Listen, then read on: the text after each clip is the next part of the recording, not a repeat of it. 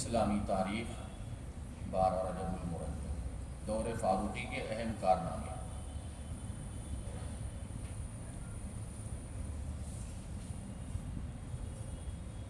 حضرت عثمان غنی رضی اللہ تعالیٰ عنہ،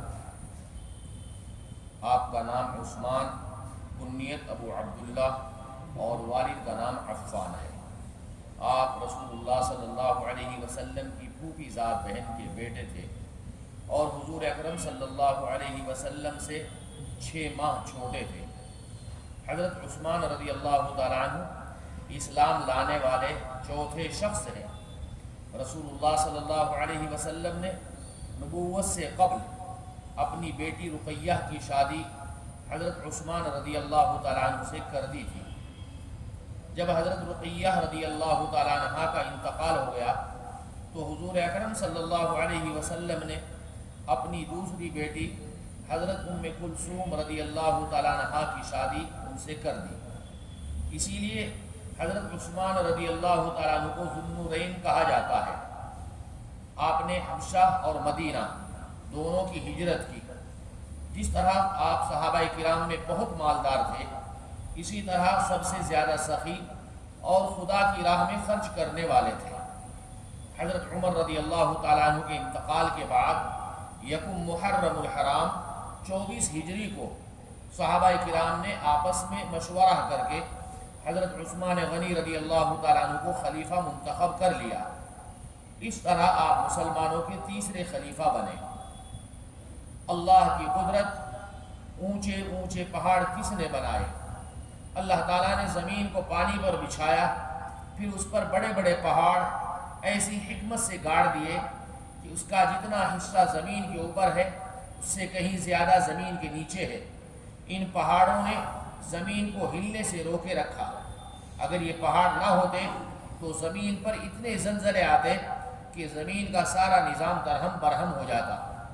لیکن یہ اللہ تعالیٰ ہی کی ذات ہے جس نے زمین کو پہاڑوں کی کیلوں سے باندھ رکھا ہے۔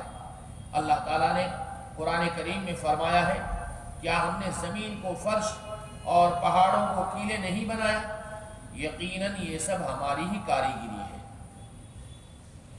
ایک فرض کے بارے میں، دین میں نماز کی اہمیت۔ ایک آدمی نے آپ صلی اللہ علیہ وسلم سے عرض کیا، اے اللہ کے رسول، اسلام میں اللہ کے نزدیک سب سے زیادہ پسندیدہ عمل کیا ہے؟ آپ صلی اللہ علیہ وسلم نے فرمایا، نماز کو اس کے وقت پر ادا کرنا، اور جو شخص نماز کو جان بوجھ کر چھوڑ دے گا اس کا کوئی دین نہیں ہے، اور نماز دین کا ستون ہے۔ ایک سنت کے بارے میں، ہر نماز کے لیے تازہ وضو کرنا۔ حضرت انس رضی اللہ تعالیٰ عنہ بیان کرتے ہیں کہ آپ صلی اللہ علیہ وسلم کی عادت شریفہ تھی کہ باوضو ہونے کے باوجود ہر نماز کے لیے تازہ وضو فرماتے، اور ہم لوگ کئی نمازیں ایک ہی وضو سے پڑھتے تھے۔ ایک اہم عمل کی فضیلت، آپس میں صلح کرانا۔ رسول اللہ صلی اللہ علیہ وسلم نے فرمایا، کیا میں تم کو ایسی چیز نہ بتاؤں جس کا درجہ نماز، روزہ، صدقے سے بھی بڑھا ہوا ہے؟ صحابہ نے عرض کیا، اے اللہ کے رسول ضرور بتائیے۔ آپ صلی اللہ علیہ وسلم نے فرمایا، 2 آدمیوں کے درمیان صلح کرانا، اور آپس کا اختلاف تو دین کو تباہ و برباد کر دینے والی چیز ہے۔ یعنی اس کا مطلب یہ ہوا کہ نماز سے اور روزہ اور صدقے سے بڑھا ہوا جو ثواب ہے وہ آپس میں 2 آدمیوں میں اتفاق کرا دینا ہے۔ لیکن آج کا ماحول ایسا ہے کہ کوئی کسی میں صلح کرانے کے لیے تیار نہیں، جیسا چل رہا ہے چلتے جاؤ۔ لیکن یہاں حدیث یہ کہتی کہ بہت بڑا ثواب ہے یہ۔ ایک گناہ کے بارے میں، علم کو ذریعہ معاش بنانا۔ رسول اللہ صلی اللہ علیہ وسلم نے فرمایا، جس علم کے ذریعے اللہ کی خوشنودی اور رضامندی حاصل کی جاتی ہے، اگر کوئی آدمی ایسے مبارک علم کو صرف دنیا کا مال و متاع حاصل کرنے کی غرض سے سیکھے گا تو کل قیامت کے دن ایسا آدمی جنت و جنت کی خوشبو بھی نہیں سونگھ پائے گا۔ دنیا کے بارے میں، دنیا کی محبت اور آخرت کی بربادی۔ رسول اللہ صلی اللہ علیہ وسلم نے فرمایا جس نے اپنی دنیا سے محبت کی اس نے اپنی آخرت کا نقصان کیا، اور جس نے آخرت سے محبت کی اس نے اپنی دنیا کا نقصان کیا۔ تو تم لوگ باقی رہنے والی یعنی آخرت کو ختم ہونے والی دنیا پر ترجیح دو۔